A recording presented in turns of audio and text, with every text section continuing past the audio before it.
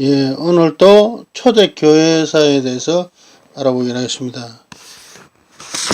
초대교회사에서 예수님께서 유월절날 잡혀서 가룟 유다에게, 유다가 예수님을 팔죠. 예수님은 미리 유월절날 그걸 알고 있었다는 것이죠. 그래서 유다더러 그는 아직 나지 않았으면 좋을 사람이다. 그러고 나중에 유다는 예수님을 배신하고 은 30냥에 이제 예수님을 배신하고 사도인데 12명의 사도 중에 한 사람이었는데도 그는 내 떡 한 덩이 주는 그가 나를 팔리라 그랬거든요. 떡 한 덩이 딱 주니까 마귀가 그 속에 딱 들어갔습니다.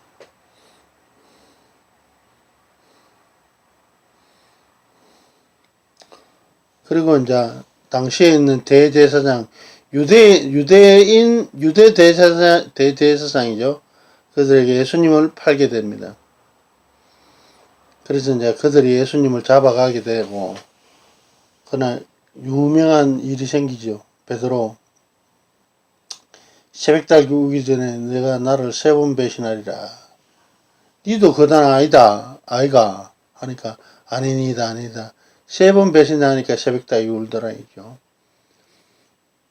이제 금요일 새벽이 이제 밝았는 것이죠.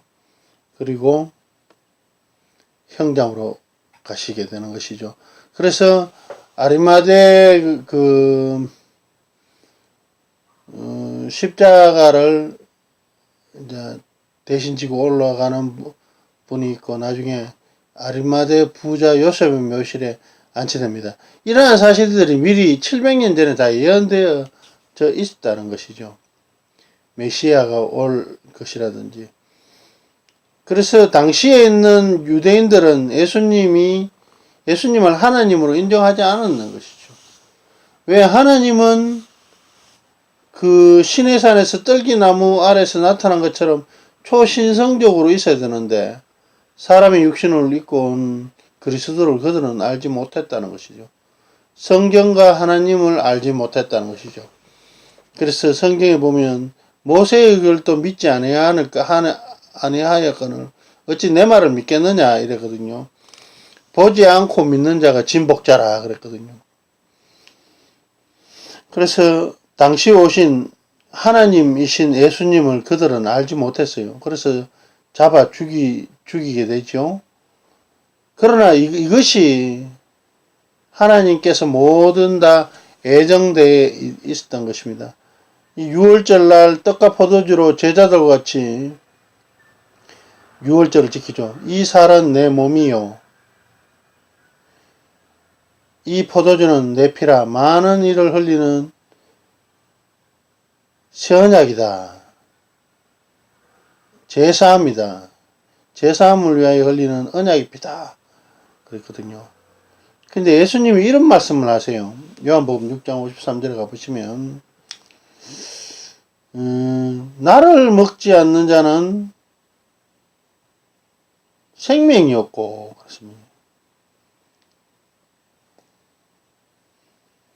내 살을 먹고 내 피를 마시는 자라야 생명을 얻을 것이다.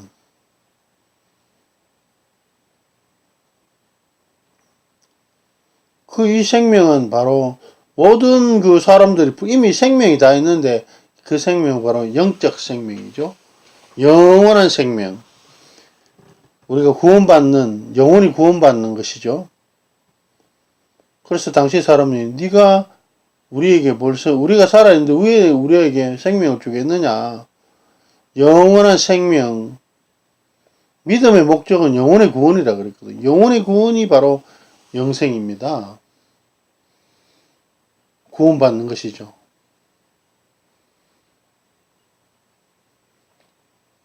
구원받아서 이제 구원받는데 딱 하나의 방법밖에 없다는 것이에요. 예수님이 하라 하신 대로 내 살을 먹고 내 피를 마시는 자는 구원을 얻는다 라고 되어 있습니다. 내 살을 먹고 내 피를 마시는 자는 구원을 얻는다 라고 되어 있습니다. 내 살을 먹고 내 피를 마시는 자가 구원을 얻는다 그랬거든요. 예수님의 살과 피를 먹고 마셔야지 구원을 얻는다는 것이죠. 그러면 그대로 생각해 보시면 예전에 그 남미의 축구팀이 안데스 산맥을 지나가다가 추락을 했어요. 산꼭대기에 이제 수락을 했는데 이들은 먹을 식량이 없어서 동료들의 시체를 먹었다는 것이죠. 과연 당시에 있는 유대인들도 이렇게 보았다는 것이죠. 어찌 네 살을 주고 네 피를 우리한테 주겠느냐. 그런데 예수님의 살과 피를 표상한 진리가 있더란 말이죠. 그 진리가 뭐냐? 바로 유월절. 레오나르도 다빈치의 최후의 만찬이라고 되어 있는 그 유월절이 바로 예수님의 살과 피를 먹고 마시는 거예요. 이 예식을 지키는 자는 곧 죄사함을 얻는다는 것이죠. 구원을 얻게 되고 영생을 얻게 된다는 것이죠. 그래서 이 유월절날 이 떡은 내 피고 내 살이요. This is my bread. This is my flesh. 내 살이라 그랬습니다. 이 유월절날 먹는 이 떡은 곧 내 살이요. 유월절날 먹는 포도주는 내 피라. 많은 사람을 위하여 흘리는 바 언약의 피다라고 되어 있습니다. 사도 바울이 이 유월절을 통해서 바로 우리가 영생을 얻는다는 것이죠. 그래서 사도 바울은 예수님의 사후의 이제 사도인데 선지자인데요. 해외 복음을 많이 했습니다. 아시다시피 유대교를 믿고 있던 사도 바울이 아리마대 나중에 노상에서 다마스커스로 가는 노상에서 영적으로 예수님을 만나게 되고 3일 동안 눈을 못 뜨게 되고 나중에 영안이 밝아져서 침례받고 이제 개심을 하죠. 그래서 예수님의 이제 선지자가 되는 것이죠. 그래서 예수님을 전가하고 해외 복음을 많이 하게 됩니다. 가는 곳마다 교회를 세웠습니다. 이 사도 바울은 예수님의 가르침을 따르는 사람이었습니다. 그래서 사도행전 가보면 새 안식일날 지켰다 이래 돼 있어. 새 안식일날. 이 새 안식일은 서리서베스 세 번째 안식일이거든요. 한 주간에 토요일 4번 정도 있죠. 4번이나 5번. 세 번째 안식일 서리서베스 안식일 지키다. 토요일 예배를 지켰다는 것이죠. 예수님도 당시에는 교회가 없었습니다. 유대회당에 가서 말씀을 강론하시거나 산이나 들에 가셔서 사람들을 모아놓고 말씀하셨습니다.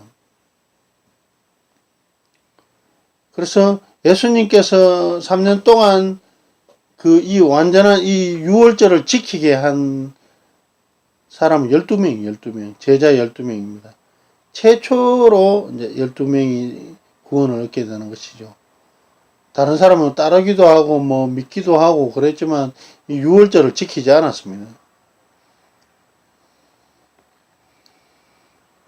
그래서 이제 사도 바울은 해외 복음을 많이 하는 게 이제 되죠. 예수님 당시에도 사두개인이나 바리새인 같이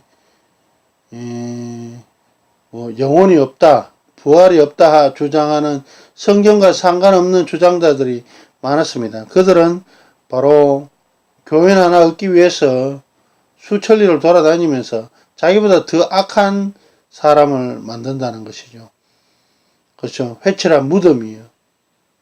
겉은 번들이하나 속에는 온갖 더러운 귀신들이 가득하 있는 사람들이다 말이에요. 그리고 그들은 시장에서 문 안 받기 좋아하는 거. 그렇죠. 여러분 눈에 훤하게 보이죠. 어떤 종류의 사람인지. 진리를 따르는 사람과 진리를 따르지 않는 사람들 우리가 제대로 분별해 보아야 될 것 같습니다. 우리가 이 침례를 받게 되면 사람이 몸속에 있는 귀신들이 다 떠나갑니다. 그래서 하나님의 자녀가 되는 첫 번째 의식이 바로 침례입니다. 그래서 예수님께서도 죄가 없으신 분인데도 친히 침례를 해서 본을 보여주셨다는 거죠. 본은 뭡니까? 다른 사람이 지킬 수 있도록 먼저 시범을 보여주셨다는 것이 성령이 비둘기처럼 임재하시게 되는 것이죠.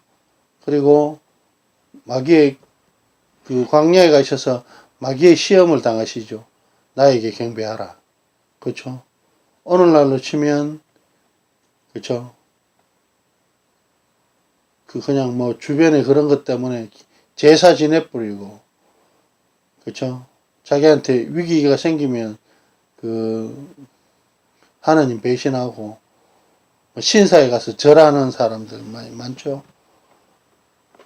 그래서 당시에 이스라엘은 뭐 로마의 이제 피지배하에 있었습니다. 그래서 일제 식민지와 같이 이스라엘은 로마의 식민지였는데 그들이 하라는 대로 할 수밖에 없었습니다. 많은 영화에서 보면 그리스도인들이 많이 죽죠. 네로 황제 같은 경우에는 그 보면 로마에다가 불을 지르고 그리스도인의 짓이라고 그래놓고 콜로세움에 사람 모아놓고 사자밥이 되게 만들죠. 그렇죠. 그게 얼마나 좋아요. 사자밥 만들어 보고 죄를 되짚어 씌우고 그렇게 하게 된다는 것이죠. 근데 기원 후 한 300년경 가보니까 이 그리스도교가 통합적인 측면에서 매우 좋아요. 왜?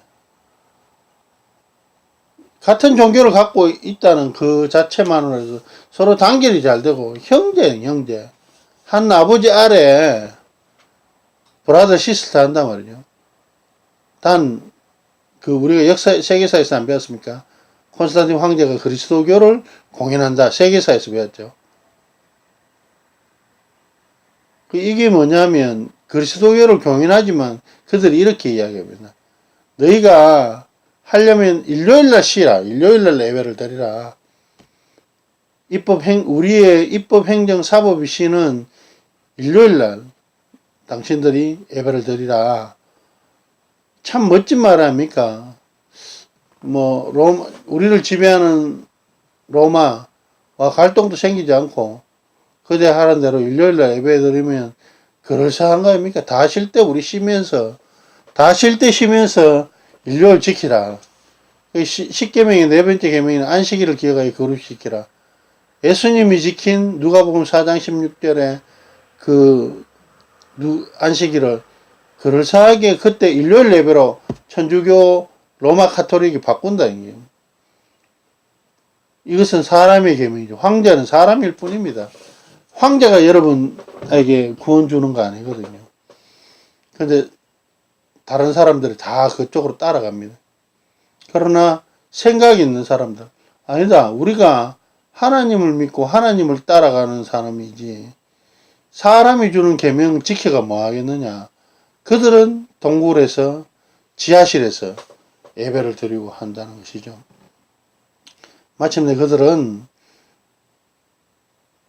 그런 길로 나아가고 다른 쪽으로 이제 천주교는 계속 번성하고 있다. 천주교가 뭐 베드로가 뭐 초대 교황이니 뭐니 이런 소리 하지만 그건 아닙니다. 왜? 베드로는 안식일 지켰고 그렇죠. 예수님의 가르침을 따라서 안식일을 지킨 사람이고 천주교는 일요일 예배 지키지 않습니까? 틀리지 않습니까? 틀려. 천주교는 변형된 어떤 잡다한 어떤 종교가 섞인 그런 종교입니다. 성경하고 맞지도 않는 교회죠. 거기서 나온 개신교도 똑같습니다. 그것도 일요일 지키지 않습니까? 천주교 따라서 십자가도 세우고. 십자가는 그 에레미야서 10장 13절에 가보면 열방의 규례는 헛된 것이라 그 위안이 살림에서 벤 나무여 공장의 손이 도끼로 만든 것이라 그것이 사람에게 매임을 입어서 걸어다니도 못하고 화도 주지 못하고 복도 주지 못한다고 되어 있습니다. 이 십자가는 당시에 중재인을 다스리는 우리나라 조선시대의 형구인 곤장과 같은 중재인을 다스리는 형구입니다. 형구. 당시에 있는 중재인, 반란죄인, 스스로 왕이라는 예수님에게 십자가형 중재인을 해서 찔러서 죽이게 하죠. 그러한 모든 죽음까지도 성경에 다 예언되어 있었습니다. 그리고 예수님 스스로께서도 내가 3일 만에 성전을 일으키겠다. 이 성전은 바로 당신의 육체를 뜻하는 것이거든요. 3일 만에 부활하셔서 제자들에게 나타나시지 않습니까? 제자들 잘 알지는 못했죠. 그래서 이제 이 6월절은 바로 예수님의 중요한 어떤 구원의 진리가 담긴 핵심적인 교리입니다. 정확히 성령 1월 14일날 지켜야 됩니다. 한 번 더, 한 달 후에 성령 2월 14일 제2유월절이 있습니다. 그런데 이러한 것들을 완전히 이단시하고 만드는 게 바로 천주교회라는 것이죠. 그래서 정확한 초대교회의 모습과 그 사도 바울이 해외 복음 많이 했을 때 교회 내로 그 지역색 그게 이게 이스라엘 자체 안에 있는 것만 아니라 해외에서 막 복음하고 교회를 세우니까 그 지방에 있는 종교들이 교회 내로 막 들어오게 됩니다. 이라면 어떠냐 저라면 어떠냐 마음대로 막 하게 되는 것이죠. 그래서 사도 바울이 편지도 많이 쓰고 눈물로 기도 많이 했다라고 되어 있습니다. 그렇죠. 구원은 하나님께서 주시는 것이지 사람이 주는 것이 아니다. 성경대로 해야 된다. 그것이 매우 중요한 것이죠. 그래서 점차 이 초대교회 신앙이 다 변질되기 시작합니다. 그래서 AD 한 300년경부터는 완전히 사라지게 됩니다. 진리들 다른 사람이 없어지게 된다는 것이죠. 물론 일부들은 지키고 있었지만 그것마저도 사라지게 되는 게 바로 초대교회 당시입니다. 그래서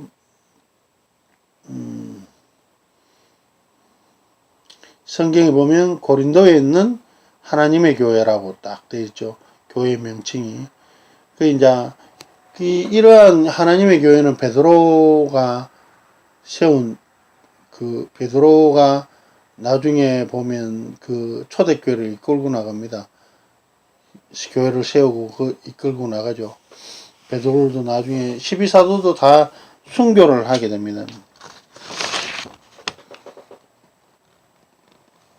그래서 최초의 유월절을 지키시고 예수님께서는 그 십자가에서 돌아가시게 되고 3일 만에 부활하시게 되는 것이죠.